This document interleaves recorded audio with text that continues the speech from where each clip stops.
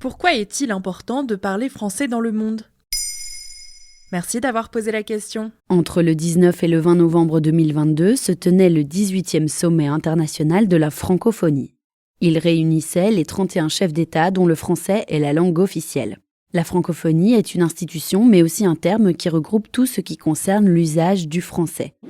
Une langue qui représente pas moins de 320 millions de locuteurs dans le monde, la plaçant à la 5e position des idiomes les plus parlés sur la planète et la 4e sur le web, selon nos confrères de Radio France Internationale. Mais à quoi ça sert la francophonie ? L'Organisation internationale de la francophonie, dite OIF, est un organisme international culturel, mais pas uniquement. Elle est créée en 1970 à l'initiative de 4 politiques africains, dont le Sénégalais Léopold Sédar Senghor et le Tunisien Habib Bourguiba. À l'époque, ils veulent promouvoir le français et parlent du français comme d'une langue de culture. Pour eux, c'est un outil, je cite, « des décombres de la décolonisation », permettant toutefois de créer du lien entre les pays qui le parlent. Ainsi, l'OIF s'est donné pour objectif de promouvoir la langue de Molière entre ses États, mais aussi des valeurs de paix et de démocratie. Après tout, une langue ne véhicule pas que des mots, mais aussi des idées. Comment, par exemple ?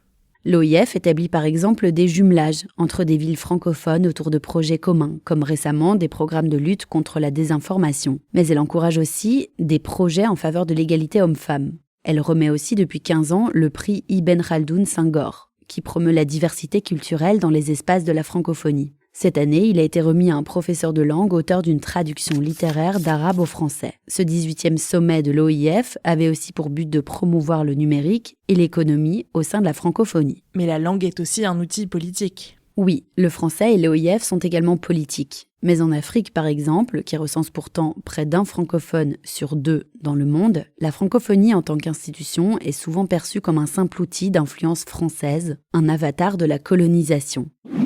C'est ce qu'explique Antoine Glaser, spécialiste de l'Afrique, interrogé par nos confrères d'RFI.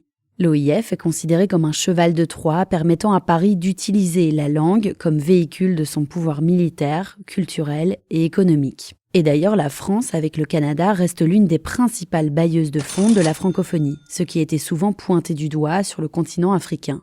Alors pourquoi continuer à parler français ? Car il représente une force de frappe, selon nos confrères d'RFI. Pour Emmanuel Macron, le français est un outil fédérateur. Le président à Djerba a d'ailleurs déploré un recul de la langue française dans certains pays du Maghreb notamment. Selon lui, il y a eu parfois des formes de résistance quasi politique et c'est une langue qui peut paraître plus difficile. C'est pourquoi il s'est d'ailleurs présenté comme le porteur d'un projet de reconquête du français. Il a bien compris le levier politique que peut représenter la langue. Et pour le promouvoir, à la française, Emmanuel Macron vient d'annoncer que le prochain sommet de l'OIF se tiendrait à Villers-Cotterêts. Un choix symbolique et fort puisqu'il s'agit du berceau qui a consacré l'usage du français comme langue officielle dans l'Hexagone en 1539. Maintenant, vous savez, un épisode écrit et réalisé par Johanna Cincinnatis. Ce podcast est disponible sur toutes les plateformes audio. Et si cet épisode vous a plu, n'hésitez pas à laisser des commentaires ou des étoiles sur vos applis de podcast préférés.